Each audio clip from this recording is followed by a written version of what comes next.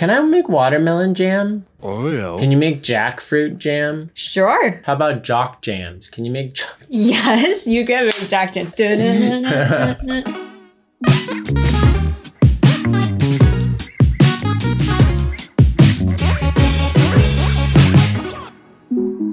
Hi everybody, it's Midnight Weekend. Hi. I'm Paul, she's Cheryl, and if you're new here, welcome. Here at Midnight Weekend, we like to eat a lot of things and talk about them and talk about the things we like eating. Today we are making holiday gifts. Edible gifts. That are all breakfast themed. Homemade. After age 7, you stopped making homemade gifts.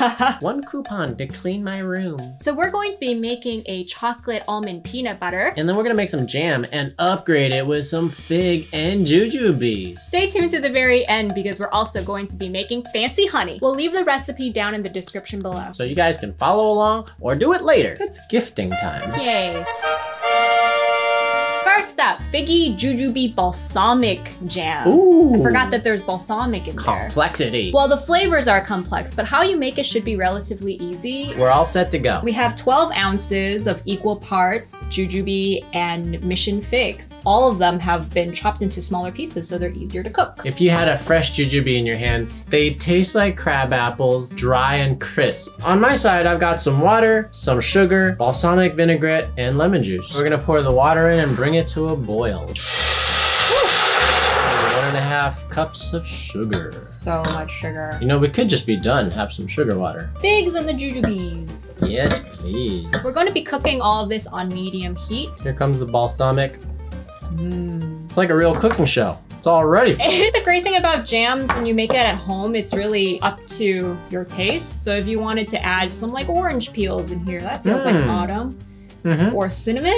We should do that right now. What do you think? Oh, you want to? Yeah, let's see. Let's do this.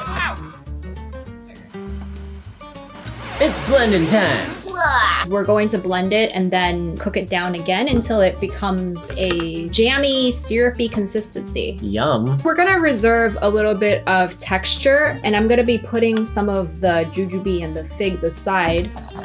It's already starting to smell very wintry. We did that. We definitely deviated from the recipe as we were going along. We're Cooking on the fly. That's how it should be, man. So we're gonna pulse this until the larger bits are gone. I can see the skin here.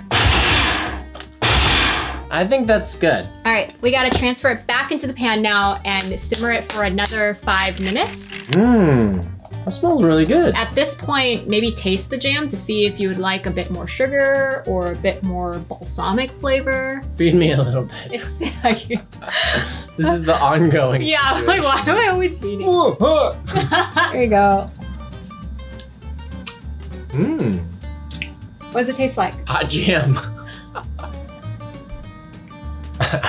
Did it again! We did it. Oh, hell yeah. Okay, so after this is done, we're just gonna jar it. So see you in a bit. It's a very deep, dark red. All right, let's pour it. Okay.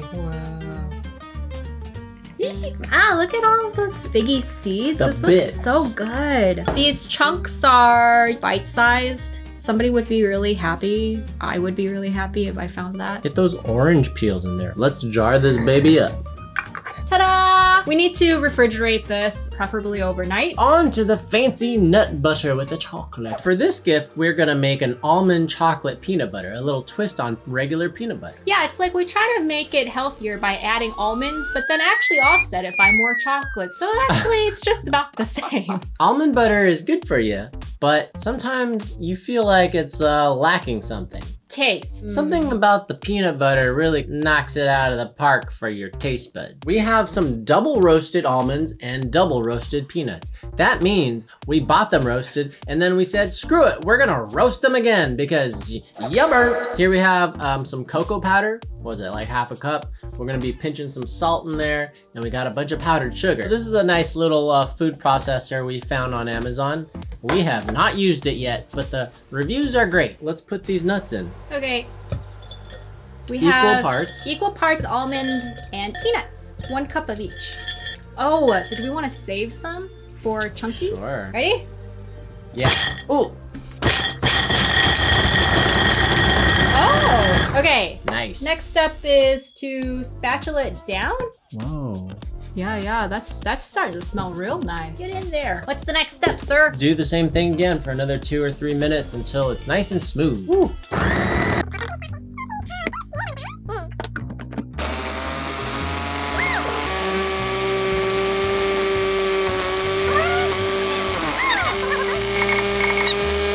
We're just gonna approximate 2 tablespoons for now, so just let it go along. That's 1.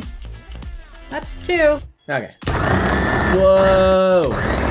So now we're gonna put in the cocoa confectionery sugar. Emmy commented on our Fantuan video that you were really spanking the rice. Offset the sugar by adding some salt. All right. More blitzing. Whoa! I feel like this is like a cooking show where the cooks do everything for the first time ever. Let me help you scrape down the sides. Oh, how's it taste? That just turned into like a mix between peanut almond butter and like a Nutella. Wow. That's like better than Nutella. Oh, it's grainier. May I have the pesto? You know what I wonder? Whether... Okay, so... I think this machine just burned out after like 4 consecutive minutes of use. So we can't necessarily vouch for this product, even though it processed the peanuts and almonds pretty good. Yeah, it did its job, and then it croaked. And then it died. Let's just put some of these chunks in there. All I want to do is lick this Do thing. not lick that blade. That is like trying to throw a ninja star in your mouth. I'm gonna fold it in now. Okay. Wow. Of all the things that we're making today, I feel like this is probably the easiest one. Okay. Wow, that's it. That's it. This is my cup of tea right here. This might be the last spoonful. More? You know, more for them, less for us. Less. Wow. If I received that as a gift, I'd be so happy. Yeah? There you go. Oh, thanks. You're welcome. She's happy. So happy. Wow. Last but not least, we're making an interesting honey jar. And we're gonna try and put a twist on it by shoving a honeycomb core into the middle when you would be proud. What we have here is some dried mission figs, roasted pistachios, and roasted almonds. I threw in a couple of pecans in there for funsies. That sounds good though, pecans with honey. We're just gonna line this up with some nuts and fruits. What's a good way to get started? Okay, this is all conjecture because obviously no one's... We've never made it before. I would pour some honey in there. Okay. And then you kind of line the walls with some nuts. And so what we have here is some nice natural wildflower honey. That means they didn't look after the bees. And then over here we have, honeycomb. we might need some tweezers or chopsticks, to be honest. Oh, get some chopsticks. That's a great idea. All right, so you start pouring in a little bit of honey. Okay. Let's try and line the first layer with some pistachios. Time to hone in your chopstick skills, huh? And if you don't have chopsticks at home, get some tweezers or something, guys. This really reminds me of when we were making hot chocolate bombs and we were trying to push the chocolate up against the walls of those domes. Maybe we need to give support at the same time. Fig space down would be really cool from the bottom side of the jar. Yeah. So I'm gonna do that. Okay. Paul and I went to the Tibetan plateau. They served us honey every day, every morning. The honey was really crystallized. Yeah. And we thought, oh, we really wanna get some honey from local beekeepers. If you drive like long enough, you'll find a guy just hanging out in the mountains. Wow, there's our first layer. Not bad, right? I'll use a bunch of flat figs to, as support. I'm gonna take this honeycomb now and put it into the core of this honey jar. Oh yeah. It's a little much, but you know what? YOLO. Now we're gonna put the almonds in. I think it's gonna be okay. Yeah, that looks great. This could be good on bread. It would go really nice with a wine and cheese party. I love the way honey just kind of cascades onto things. Wow, that's pretty. That's pretty cool, right? That's really cool. Kind of pretty cool. All right, we have the final products here. Yeah, and they look awesome. I used these markers here. This one's a Posca. It's got like a sparkly green metallic ink inside that sits on top of the paper. That's why it's got this really nice quality to it.